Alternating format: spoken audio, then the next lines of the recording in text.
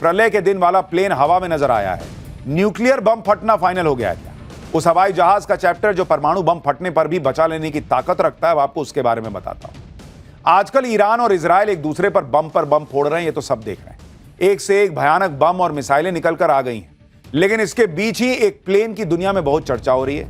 और यह ऐसा प्लेन है जो तभी उड़ता है जब कयामत आने वाली होती है। इस प्लेन का नाम है डूम्सडे प्लेन, यानी प्रलय के दिन का हवाई जहाज।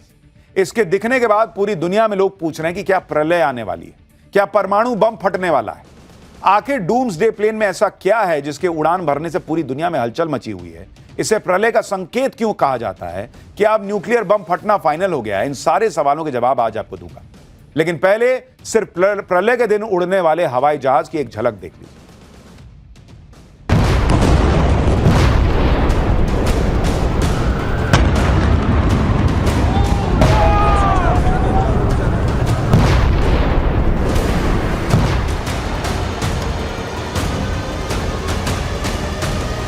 Then we go blow up all the nuclear stuff that's all over the place there.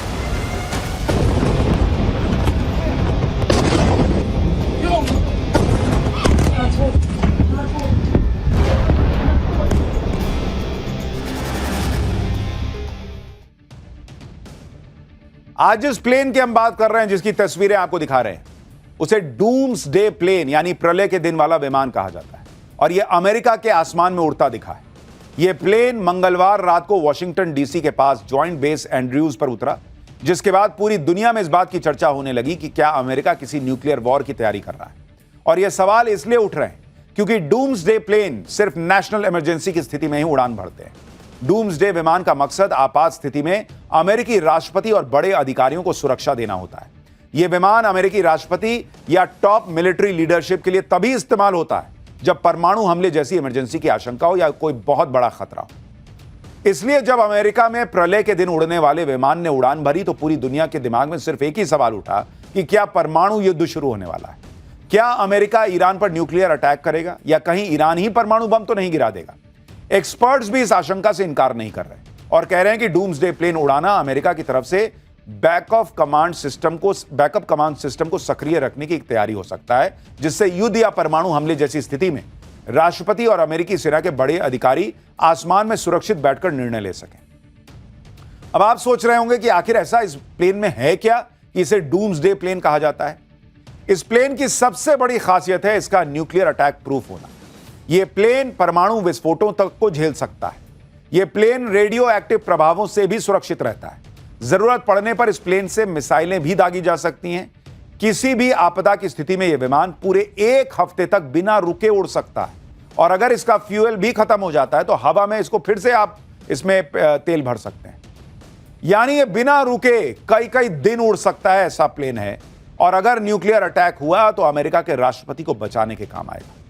ये खूबियां इस विमान के नाम को जस्टिफाई करती हैं क्योंकि यह विमान अमेरिका ने खास तौर पर तबाही के दिन के लिए ही बनाया है कि जब डूम्सडे हो, प्रलय आए तो अमेरिका के राष्ट्रपति को इसमें बचाया जा सके। बाहर से देखने पर यह प्लेन एकदम सामान्य विमान जैसा दिखता है, हालांकि है बहुत भारी भरकम, लेकिन युद्ध या परमाणु हमले की सिचुएशन में यह साधारण सा दिखने वाला विमान अमेरिकी राष्ट्रपति ट्रंप का सबसे ताकतवर बॉडीगार्ड बन सकता है। लेकिन यह विमान सिर्फ अपने सेफ्टी फीचर्स की वजह से डूम्सडे प्लेन नहीं कहा जाता। अमेरिका के पास 4 डूम्सडे प्लेन हैं जिन्हें E-4B नाइट वॉच भी कहते हैं।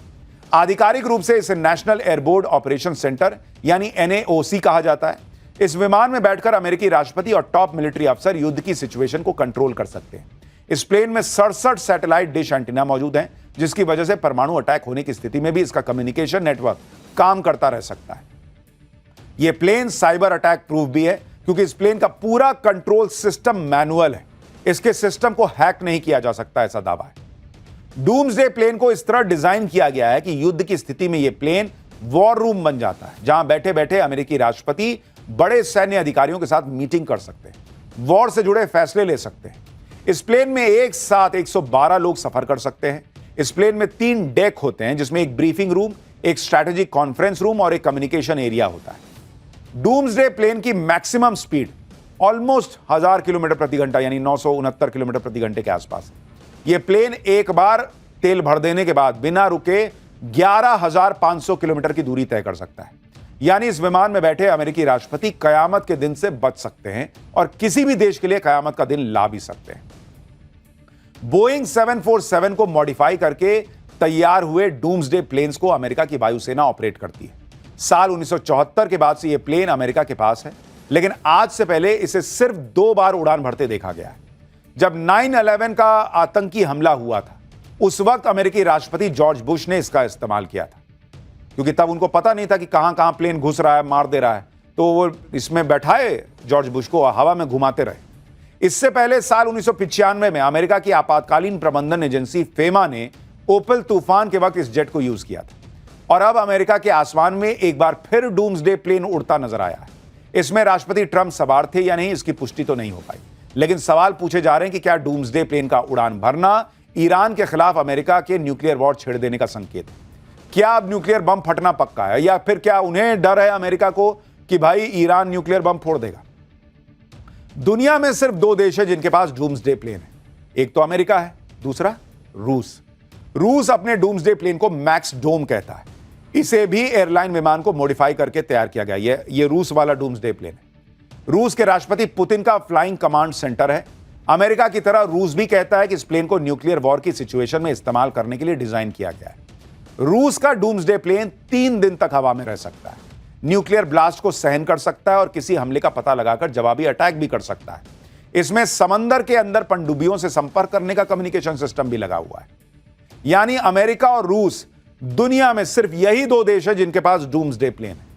रूस के पास जो डूम्सडे प्लेन है, यानी कयामत में उड़ने वाला प्लेन, वो उसे सीक्रेट रखता है, लेकिन रूस के पास एक सीक्रेट डूम्सडे रेडियो स्टेशन भी है जिसे UBV-76 के नाम से जाना जाता है। रूस का यह रहस्यमयी रेडियो स्टेशन शीत युद्ध के समय से ही सक्रिय है, जिसका इस्तेमाल रूस इमरजेंसी सिचुएशन और युद्ध के वक्त करता है। इसमें कोडेड मैसेज, नंबर्स और कोड वॉइस मैसेज के जरिए कम्युनिकेट किया जाता है। रूस का दावा है कि यह रेडियो कोडेड मैसेज भेजता है जो सैटेलाइट से भी दूर तक पहुंचते हैं। कोडवर्ड में भेजे जाने वाले इन वॉइस मैसेज को बड़े से बड़ा हैकर भी डिकोड नहीं कर सकता। रूस अपने इस रेडियो सिस्टम का इस्तेमाल मिलिट्री अलर्ट, परमाणु प्रोटोकॉल या गुप्त अभियानों के दौरान करता है। यूक्रेन युद्ध के दौरान रूस अपने इस डूम्सडे रेडियो का इस्तेमाल कर रहा है।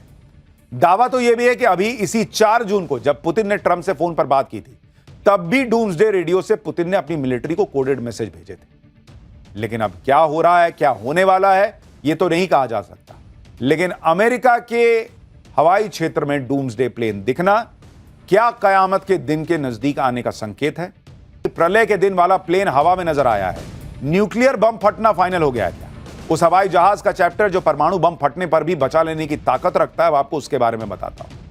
आजकल ईरान और इजराइल एक दूसरे पर बम फोड़ रहे हैं, ये तो सब देख रहे हैं। एक से एक भयानक बम और मिसाइलें निकलकर आ गई हैं, लेकिन इसके बीच ही एक प्लेन की दुनिया में बहुत चर्चा हो रही है, और यह ऐसा प्लेन है जो तभी उड़ता है जब कयामत आने वाली होती है।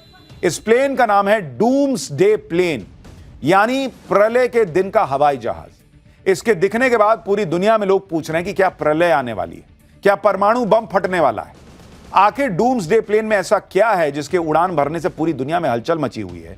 इसे प्रलय का संकेत क्यों कहा जाता है? क्या अब न्यूक्लियर बम फटना फाइनल हो गया है? इन सारे सवालों के जवाब आज आपको दूंगा, लेकिन पहले सिर्फ प्रलय के दिन उड़ने वाले हवाई जहाज की एक झलक देख लीजिए।